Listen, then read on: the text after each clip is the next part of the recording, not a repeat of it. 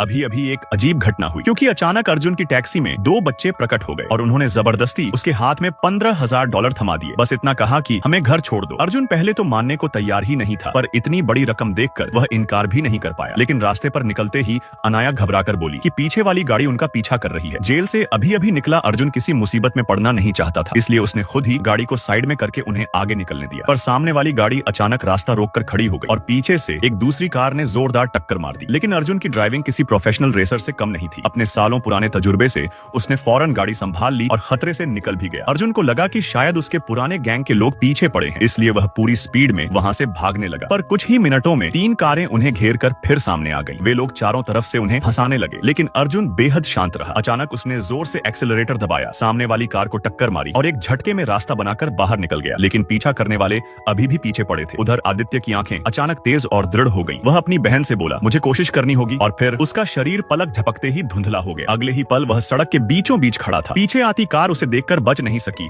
और जोर से उससे टकरा गई। पर चमत्कार देखिए, कार तो चकनाचूर हो गई, लेकिन आदित्य को एक खरोंच तक नहीं आई। इस बीच अनाया ने भी हाथ उठाया और सिर्फ इशारे से ही ब्रेक को रोक दिया। फिर उसने गियर और एक्सेलरेटर को भी नियंत्रित किया। गाड़ी खुद ब खुद पीछे चलने लगी, वो भी बिल्कुल सटीक तरीके से। पीछा करने वाले हैरान परेशान हो गए। उन्हें लगा कार उन पर चढ़ जाएगी, लेकिन गाड़ी ठीक उनके सामने आकर रुक गई। अर्जुन अभी भी कुछ नहीं समझ पा रहा था। असल में ये लोग रक्षा विभाग के लोग थे जो इन दोनों बच्चों को पकड़कर उन पर प्रयोग करना चाहते थे। लेकिन अर्जुन जैसा बॉडीगार्ड साथ हो तो वे उनका कुछ नहीं बिगाड़ सकते थे। अर्जुन उन्हें एक सुनसान इलाके के पुराने घर तक ले आया, लेकिन यहाँ भी बच्चों ने कुछ ऐसा किया जिसने उसे हक्का बक्का कर दिया। उन्होंने एक चमकती हुई डिवाइस शराब रखने वाली अलमारी पर रखी और देखते ही देखते भारी लकड़ी की अलमारी एक और खिसक गई। पीछे एक गुप्त कमरा खुल चुका था। अंदर जाकर अर्जुन दंग रह गया। कमरे के भीतर एक घना जंगल था। ऐसे पौधे, ऐसी वनस्पति जो धरती पर कहीं देखी ही नहीं गई थी। वे एक बड़े से गोल ढांचे के पास पहुंचे। अनाया ने अपनी चेन निकालकर उस पर रखी, फिर हाथ अंदर डालकर एक अजीब सी मशीन बाहर निकाली। वह बोली, हम अर्जुन की वजह से यहाँ तक पहुंचे हैं। अचानक पीछे से कोई अजीब सी आवाज आई। तीनों तेजी से